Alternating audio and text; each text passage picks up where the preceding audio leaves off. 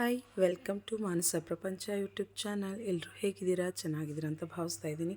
Friends, ಈ ದಿನ ಚಳಿ ಟೈಮ್ ಸ್ಟಾರ್ಟ್ ಆಯಿತು. ಹಾಗೆಯೇ ಏನಾದರೂ ರುಚಿಯಾಗಿ ಖಾರವಾಗಿ ತಿನ್ನಬೇಕು ಅಂತ ಅನಿಸ್ತಾ ಇರುತ್ತೆ. ಅಂಥ ಟೈಮಲ್ಲಿ ಮನೆಯಲ್ಲಿ ಬೇಳೆ ರಸಮು ಅಥವಾ ಟೊಮೊಟೊ ರಸ, ರೈಸ್ ಏನಾದ್ರು ಮಾಡ್ಕೊಂಡಿರೋ ಟೈಮಲ್ಲಿ ಇಂಥ ಸೈಡ್ ಡಿಶನ್ನು ಮಾಡ್ಕೊಂಡು ತಿನ್ನಿ. ನಿಮಗೂ ಕೂಡ ತುಂಬ ಇಷ್ಟ ಆಗುತ್ತೆ. ಹಾಗೆ ಚಳಿ ವೆದರ್ಗೆ ಖಾರವಾಗಿ ತಿಂತಾಯಿದ್ರೆ ಅದ್ರ ಮಜಾನೇ ಬೇರೆ. ಸೊ ತಡ ಮಾಡೋದು ಬೇಡ, ಬನ್ನಿ ಇವತ್ತು ಚಿಕನ್ ಪೆಪ್ಪರ್ ಡ್ರೈ ಮಾಡ್ತಾಯಿದ್ದೀನಿ. ನೀವು ಕೂಡ ಮನೆಯಲ್ಲಿ ಟ್ರೈ ಮಾಡಿ ಅಂತ ಹೇಳ್ತಾ ಈ ವಿಡಿಯೋನ ಸ್ಟಾರ್ಟ್ ಮಾಡ್ತಾಯಿದ್ದೀನಿ. ಇಲ್ಲಿ ನೋಡ್ತಾ ಇರ್ಬೋದು, ಮೊದಲಿಗೆ ನಾನು 2 ಟೇಬಲ್ ಸ್ಪೂನಷ್ಟು ಕಾಳು ಮೆಣಸನ್ನು ತೊಗೊಂಡಿದ್ದೀನಿ, 1 ಟೇಬಲ್ ಸ್ಪೂನಷ್ಟು ಜೀರಿಗೆ ತೊಗೊಂಡಿದ್ದೀನಿ. ಈಗ ಇವೆರಡನ್ನು ಘಮ ಬರೋವರೆಗೂ ನಾವು ಅದು ಚಿಟಪಟ ಅಂತ ಸಿಡಿಬೇಕು, ಅಲ್ಲಿವರೆಗೂ ನಾವು ಅದನ್ನು ಚೆನ್ನಾಗಿ ರೋಸ್ಟ್ ಮಾಡ್ಕೊಳ್ಬೇಕು. ಈಗ ಅದನ್ನು ಮಿಕ್ಸಿ ಜಾರ್ಗೆ ಹಾಕ್ಕೊಳ್ತಾ ಇದ್ದೀನಿ. ಅದು ತಣ್ಣಗಾದ್ಮೇಲೆ ಅದನ್ನು ಪುಡಿ ಮಾಡಿ ಇಟ್ಕೊಳ್ತೀನಿ. ಹಾಗೆ ಈಗ ಇದಕ್ಕೆಲ್ಲ ಏನೇನು ಬೇಕು ಒಗ್ಗರಣೆಗೆಲ್ಲ ಅನ್ನೋದನ್ನು ತಿಳ್ಕೊಳ್ಳೋಣ. ಮೊದಲಿಗೆ ಇಲ್ಲಿ ನಾನು ಅರ್ಧ ನಿಂಬೆಹಣ್ಣನ್ನು ತೊಗೊಂಡಿದ್ದೀನಿ. ಖಾರಕ್ಕೆ 2ರಿಂದ 3 ಹಸಿಮೆಣಸಿನಕಾಯಿ ತೊಗೊಂಡಿದ್ದೀನಿ. ಹಾಗೆ ಸ್ವಲ್ಪ ಕೊತ್ತಂಬರಿ ಸೊಪ್ಪನ್ನ ಕಟ್ ಮಾಡಿ ಇಟ್ಕೊಂಡಿದ್ದೀನಿ. 1 ಟೇಬಲ್ ಸ್ಪೂನಷ್ಟು ಧನಿಯಾ, ಹಾಗೆ 1 ಟೇಬಲ್ ಸ್ಪೂನಷ್ಟು ಹಸಿ ಶುಂಠಿ ಬೆಳ್ಳುಳ್ಳಿ ಪೇಸ್ಟು, ರುಚಿಗೆ ತಕ್ಕಷ್ಟು ಉಪ್ಪು ತೊಗೊಂಡಿದ್ದೀನಿ. ಇದ್ರ ಜೊತೆಗೆ ನಾನು ಅರ್ಧ ಕೆಜಿಯಷ್ಟು ಚಿಕನನ್ನು ಚೆನ್ನಾಗಿ ತೊಳೆದು ಇಟ್ಕೊಂಡಿದ್ದೀನಿ. ಹಾಗೆಯೇ 1-2 ಮೀಡಿಯಮ್ ಸೈಜ್ನ ಈರುಳ್ಳಿಯನ್ನು ಈ ರೀತಿ ಸಣ್ಣದಾಗಿ ಕಟ್ ಮಾಡಿ ಇಟ್ಕೊಂಡಿದ್ದೀನಿ. ಹಾಗಾದರೆ ಬನ್ನಿ ಈಗ ಮಾಡೋಣ. ಮೊದಲನೇದಾಗಿ ಇಲ್ಲಿ ನಾನು 3ರಿಂದ 4 ಟೇಬಲ್ ಸ್ಪೂನಷ್ಟು ಎಣ್ಣೆಯನ್ನು ಹಾಕ್ಕೊಂಡು ಅದಕ್ಕೆ ಕಟ್ ಮಾಡಿ ಇಟ್ಕೊಂಡಂತಹ ಈರುಳ್ಳಿಯನ್ನು ಹಾಕಿ ಈ ರೀತಿ ಕೆಂಪು ಕಲರ್ ಬರೋವರೆಗೂ ಅದನ್ನು ಚೆನ್ನಾಗಿ ಫ್ರೈ ಮಾಡ್ಕೊಳ್ಬೇಕಾಗತ್ತೆ.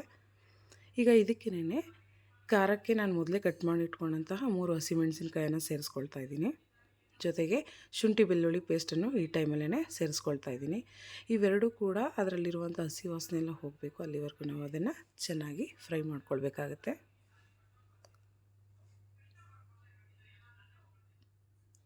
ಈರುಳ್ಳಿನ ನೀವು ಎಷ್ಟು ಹಾಕ್ಕೊಳ್ತೀರೋ ಅಷ್ಟು ಪೆಪ್ಪರ್ ಡ್ರೈಯಲ್ಲಿ ಚೆನ್ನಾಗಿರುತ್ತೆ. ಈಗ ತೊಳೆದಿಟ್ಕೊಂಡಂತಹ ಚಿಕನ್ ಕೂಡ ಸೇರಿಸ್ಕೊಳ್ತಾ ಇದ್ದೀನಿ. ಇದರಲ್ಲಿ ಬೋನ್ಲೆಸ್ ಚಿಕನ್ ಹಾಕ್ಕೊಳ್ಬೇಕು ಅಂತ ಏನಿಲ್ಲ, ನಿಮ್ಮ ಇಷ್ಟ, ಯಾವ ಥರ ಆದ್ರೂ ನೀವು ಸೇರಿಸ್ಕೊಳ್ಬೋದು. ಆದಷ್ಟು ಬೋನ್ ಇರುವಂತಹ ಚಿಕನನ್ನು ಸೇರಿಸ್ಕೊಳ್ಳಿ, ತುಂಬ ಚೆನ್ನಾಗಿರುತ್ತೆ ತಿನ್ನುವಾಗ ಕೂಡ. ಈಗ ಇದೇ ಸಮಯದಲ್ಲಿ ರುಚಿಗೆ ತಕ್ಕಷ್ಟು ಉಪ್ಪನ್ನು ಸೇರಿಸ್ಕೊಳ್ತಾ ಇದ್ದೀನಿ. ಸೊ ಜಾಸ್ತಿ ಉಪ್ಪನ್ನು ಸೇರಿಸ್ಬಾರ್ದು, ಏಕೆಂದರೆ ಆಲ್ರೆಡಿ ಶುಂಠಿ ಬೆಳ್ಳುಳ್ಳಿ ಪೇಸ್ಟಲ್ಲೂ ಕೂಡ ಉಪ್ಪಿರುತ್ತೆ. ಹಾಗಾಗಿ ನೋಡಿ ಸ್ವಲ್ಪ ಕರೆಕ್ಟಾಗಿ ಉಪ್ಪನ್ನು ಸೇರಿಸ್ಕೊಳ್ಬೇಕಾಗುತ್ತೆ. ಈಗ ಇದಿಷ್ಟನ್ನು ಚೆನ್ನಾಗಿ ಮಿಕ್ಸ್ ಮಾಡಿಕೊಳ್ಬೇಕು.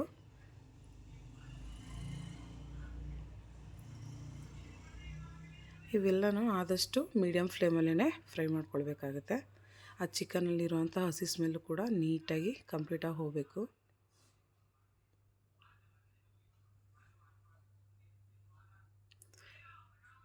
ಆ ಹಸಿ ಶುಂಠಿ ಬೆಳ್ಳುಳ್ಳಿ ಪೇಸ್ಟ್ ಆ ಚಿಕನ್ಗೆ ಹಿಡ್ಕೊಳ್ತಾ ಇರೋದ್ರಿಂದ ಸ್ಮೆಲ್ ಎಷ್ಟು ಚೆನ್ನಾಗಿ ಬರ್ತಾಯಿದೆ ಅಂದರೆ ಚಿಕನಿರೋ ಅಂಥ ಸ್ಮೆಲ್ ಕೂಡ ಕಾಣಿಸ್ಕೊಳ್ತಾ ಇಲ್ಲ. ಈಗ ಈ ಟೈಮಲ್ಲಿ ನಾನು ಪ್ಲೇಟ್ನ ಮುಚ್ಚಿ 1-2ರಿಂದ 3 ನಿಮಿಷ ಬೇಯಿಸ್ಕೊಳ್ತೀನಿ. ನೋಡ್ತಾ ಇರ್ಬೋದು, ಆದಷ್ಟು ಅದರಲ್ಲಿ ಚಿಕನಲ್ಲಿರುವಂತಹ ನೀರಿನಂಶ ಎಲ್ಲ ಕಡಿಮೆ ಆಗ್ತಾ ಬರ್ತಾಯಿದೆ.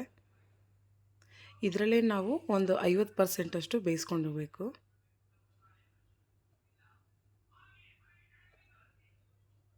ನೋಡ್ತಾ ಇರ್ಬೋದು, ಕಂಪ್ಲೀಟಾಗಿ ನೀರು ಕಮ್ಮಿ ಆಗ್ತಾ ಹೋಗಿದೆ.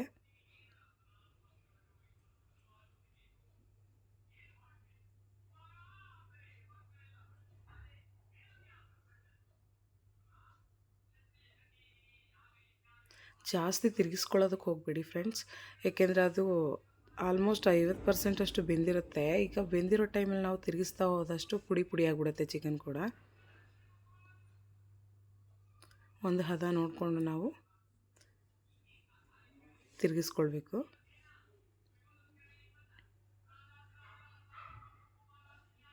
ನೋಡ್ತಾ ಇರ್ಬೋದು, ಅಲ್ಲಿ ಚಿಕನ್ನು ಒಂದು 60% ಕೂಡ ಬೆಂದಿದೆ.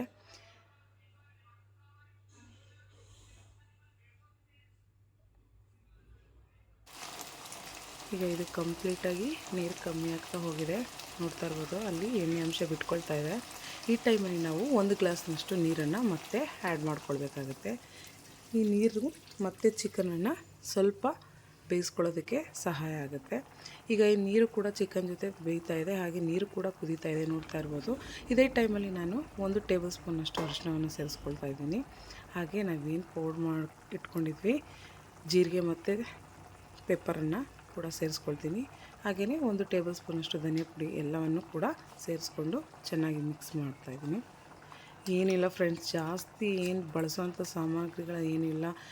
ಟೊಮೊಟೊ ಹಾಕ್ಕೊಳ್ಬೇಕು ಅಥವಾ ಮಸಾಲೆ ರುಬ್ಕೊಂಡು ಹಾಕ್ಕೊಳ್ಬೇಕು ಅನ್ನೋದು ಏನಿಲ್ಲ. ಸಿಂಪಲಾಗಿ ಮನೇಲಿರುವಂಥ ಇಂಗ್ರೀಡಿಯೆಂಟ್ಸ್ನ ಬಳಸಿ ಕೂಡ ಮಾಡ್ಬೋದು. ತುಂಬ ಚೆನ್ನಾಗಿರುತ್ತೆ. ಅತಿ ಕಡಿಮೆ ಟೈಮಲ್ಲಿ ಒಂದೊಳ್ಳೆ ರೆಸಿಪಿ ಅಂತಲೇ ನಾನು ನಿಮಗೆ ಸಜೆಸ್ಟ್ ಮಾಡ್ತೀನಿ. ಮರೀದೇ ನೀವು ಮನೇಲಿ ಟ್ರೈ ಮಾಡಿ.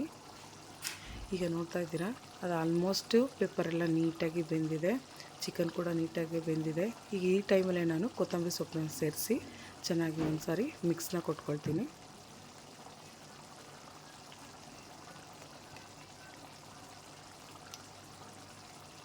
ಅದು ಕುದಿ ಬಂದಿದೆ, ಎಣ್ಣೆ ಬಿಟ್ಕೊಳ್ತಾ ಇದೆ ಅಂದರೆ ಅದು ಕಂಪ್ಲೀಟಾಗಿ ಡ್ರೈ ಆಗ್ತಾಯಿದೆ ಅಂತ ಅರ್ಥ. ಚಿಕನ್ ಕೂಡ ಕಂಪ್ಲೀಟಾಗಿ ಬಂದಿದೆ. ಈ ಟೈಮಲ್ಲಿ ನೀವು ಮತ್ತೆ ನೋಡ್ಕೊಳ್ಬೋದು, ರುಚಿಗೆ ತಕ್ಕಷ್ಟು ಉಪ್ಪನ್ನು ಸೇರಿಸ್ಕೊಳ್ಳೋದಿದ್ರೆ ಸೇರಿಸ್ಕೊಳ್ಬೋದು. ಈಗ ಇದನ್ನು ತೀರಾ ಲೋ ಫ್ಲೇಮಲ್ಲಿ ಇಟ್ಕೊಳ್ಬೇಕಾಗುತ್ತೆ.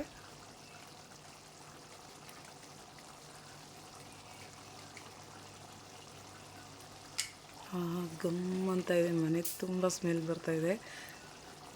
ತಿನ್ನೋದಕ್ಕೂ ಕೂಡ ಫ್ರೆಂಡ್ಸ್ ಅಷ್ಟೇ ರುಚಿಯಾಗಿರುತ್ತೆ. ಇಲ್ಲಿ ನೋಡ್ತಾ ಇರ್ಬೋದು, ಒಂದು ನಿಮಿಷದಷ್ಟು ಮತ್ತೆ ಅದನ್ನು ಪ್ಲೇಟ್ ಮುಚ್ಚಿ ಬೇಯಿಸ್ಕೊಳ್ತಾ ಇದ್ದೀನಿ. ನೋಡಿ ಫ್ರೆಂಡ್, ಎಷ್ಟು ಚೆನ್ನಾಗಿ ಬಂದಿದೆ, ಫುಲ್ ಡ್ರೈ ಆಗಿ ಬಂದಿದೆ. ನಿಮಗೆ ಗ್ರೇವಿ ಥರ ಬೇಕು ಅಂದರೆ ಇನ್ನೊಂದು ಸ್ವಲ್ಪ ನೀರನ್ನು ಆ್ಯಡ್ ಮಾಡಿ ಗ್ರೇವಿ ಥರ ಮಾಡ್ಕೊಳ್ಬೋದು. ಇಲ್ಲಿ ನಾನು ಕಂಪ್ಲೀಟಾಗಿ ಅದನ್ನು ಡ್ರೈ ಮಾಡ್ಕೊಳ್ತಾ ಇದ್ದೀನಿ.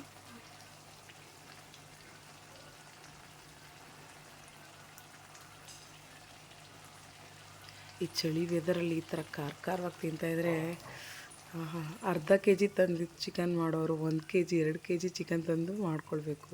ನಿಮ್ಮ ಫ್ಯಾಮಿಲಿ ಫ್ರೆಂಡ್ಸ್ಗೂ ತಂದು ಈ ಥರ ಒಂದು ಪಾರ್ಟಿ ಥರ ಮಾಡಿಬಿಟ್ಟು ತಿನ್ನೋದ್ರಿಂದ ತುಂಬ ಖುಷಿ ಪಡ್ತಾರೆ ಅವರು ಕೂಡ. ನೋಡ್ತಾ ಇರ್ಬೋದು, ಈಗ ಇದು ಕಂಪ್ಲೀಟಾಗಿ ತಣ್ಣಗಾಗಿದೆ. ಸ್ಟವನ್ನು ಆಫ್ ಮಾಡಿಬಿಟ್ಟು ನಾವೇನು ಕಟ್ ಮಾಡಿ ಇಟ್ಕೊಂಡಿದ್ವಿ ನಿಂಬೆಹಣ್ಣು ರಸನ ಸೇರಿಸ್ಕೊಳ್ಬೇಕು. ಈಗ ಈ ಟೈಮಲ್ಲಿ ನಾವು ಯಾವುದೇ ರೀತಿ ಪ್ಲೇಟ್ನ ಮುಚ್ಕೊಳ್ಬಾರ್ದು. ಆ ಮುಚ್ಚೋದ್ರಿಂದ ನಿಂಬೆಹಣ್ಣು ಹಾಕಿರೋದ್ರಿಂದ ಚಿಕನ್ಗೆ ಕಹಿ ಅಂಶ ಬರುತ್ತೆ.